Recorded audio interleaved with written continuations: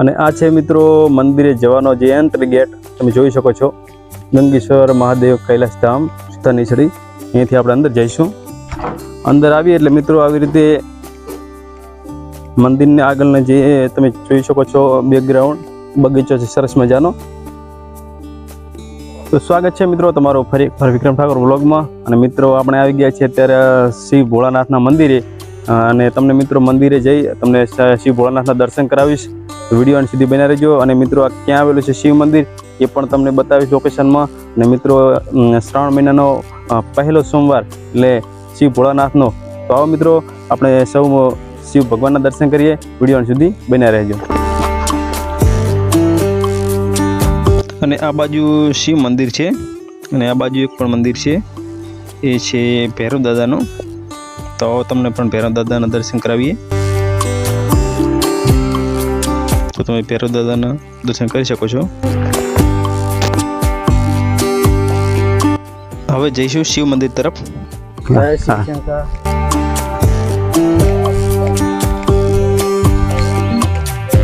આપણે શિવ મંદિર તરફ જઈશું. મંદિર અંદર મિત્રો આપણે આવીએ એટલે પહેલા તો આવી રીતે લોકેશન દેખાય છે મંદિર આગળનું. તમે જોઈ શકો છો કે મંદિરના આગળનો આ જે ભાગ છે, અને આ બાજુ છે બેઠકનો હોલ, એ પણ તમે જોઈ શકો છો. આ છે બેઠકનો હોલ, અને સીધા આપણે જઈશું મંદિર તરફ. આ છે શિવ ભગવાનનું મંદિર.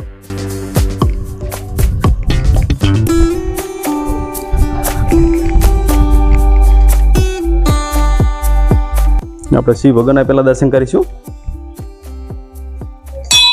જય ભોળાનાથ. તમે પણ શિવ ભગવાનના દર્શન કરી શકો છો. તો મિત્રો આપણે હવે અહીંયા જે મંદિરના પૂજારી છે એમની સાથે વધુ માહિતી લઈ લઈશું. તો વિડીયો સુધી બન્યા રહેજો.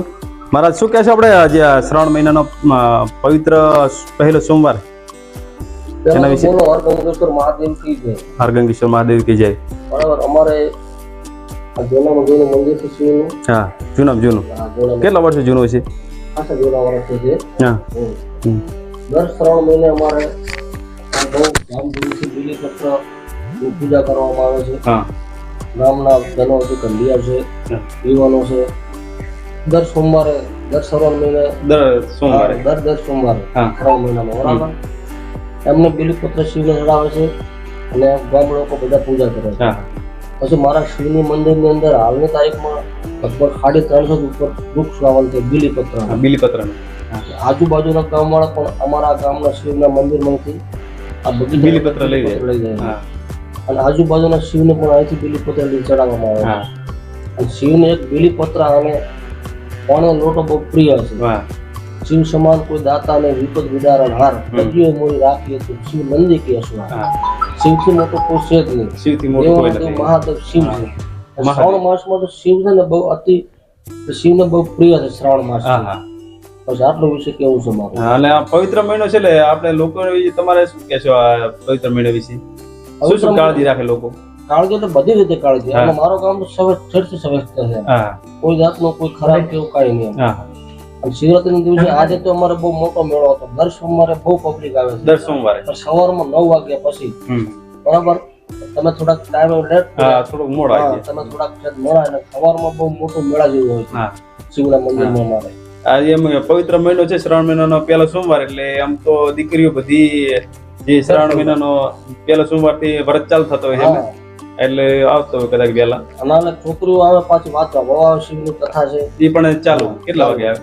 એ સવારમાં 10 વાગે. સવારના 10 વાગે. તો જે મંદિર વિશેની માહિતી લે બદલ તમારો ખૂબ ખૂબ આભાર.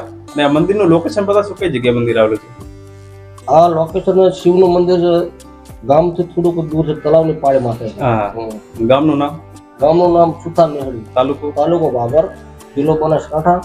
અને હું પૂજારી ગૌસ્વામી કમલેશ ભારતી બાબા ભારતી. તમે આ ગામના વતની છો? આ ગામનો વતની છું. કેટલા વર્ષથી પૂજા કરો? હું લગભગ શિવ બેઠા ત્યાંથી હું પૂજા કરું. શિવ ભગવાન મંદિર બનાવ્યું ત્યારથી? તો થેન્ક યુ ખૂબ ખૂબ આભાર તમારો. હરગંગેશ્વર મહાદેવ જય. હજી આપણે સમાધિ છે, આના વિશે શું તમે કહેશો? કેટલા વર્ષથી જૂની સમાધિ છે? આ બહુ ઘણી જૂની સમાધિઓ છે. અમારા દાદાઓના દાદાઓના વડીલો હતા કે એમની સમાધિઓ છે, બહુ જૂની છે. આ અમારે આગળ શિવનું મંદિર છે હા અને શિવની મંદિર અમારે પાછળ સમાધિઓ છે. શિવના મંદિરની એક્ઝેક્ટ પાછળ. હા એક્ઝેક્ટ પાછળ જ છે. કેટલી સમાધિઓ છે આમ? આમાં તો ખાસી સમાધિઓ છે, કારણ કે ઘણી તો જૂની સમાધિઓ છે આમાં. કારણ કે આમાં અમારા દાદા છે, મારા દાદી છે, આ બધાની સમાધિઓ છે. જૂના જે વડીલો આવેલા હતા ને કંડિયા, એમની સમાધિઓ છે. અને સમાધિની અંદર પણ હાલે બીલીપત્રના વૃક્ષ વાવેલા છે અમારે. બાજુમાં તળાવની પાળ છે અને એની બાજુમાં પાછું મામાજીનું મંદિર છે. મામાદેવનું. હા મામાદેવનું મોટું મંદિર છે. ઈ પણ લોકેશન મામાદેવનું મંદિર હમણાં છે, રોડ સિવલી બાજુ છે, પેલી સાઈડ શાળાની બાજુ. શાળાની બાજુમાં. હા થેન્ક યુ થેન્ક યુ. અને આ બીલીપત્ર છે? આ બીલીપત્રના ફળ આવે. આ બીલીપત્રના ફળ છે, આવી ટાઈપના ફળ આવે ને, મેં પહેલી વાર જોયા. એટલે આ બીલીપત્રના ફળ છે. હા બીલીપત્રના મિત્રો જો બીલીપત્રના ફળ પણ આવી ટાઈપના આવે છે, તમે જોઈ શકો છો વિડીયોની અંદર. અને મિત્રો આ તમને વિડીયો મારો કેવો લાગ્યો? જો વિડીયો સારો લાગ્યો તો વિડીયોને લાઇક કરજો, શેર કરજો અને કોમેન્ટમાં જય ભોળાનાથ લખવાનું ના ભૂલતા. અને આ ચેનલ ઉપર નવા હોય તો પ્લીઝ મારી આ ચેનલ વિક્રમ ઠાકોર બ્લોગને સબસ્ક્રાઈબ કરજો. ફરી મળીશું નવા બ્લોગ સાથે. ત્યાં સુધી બાય બાય.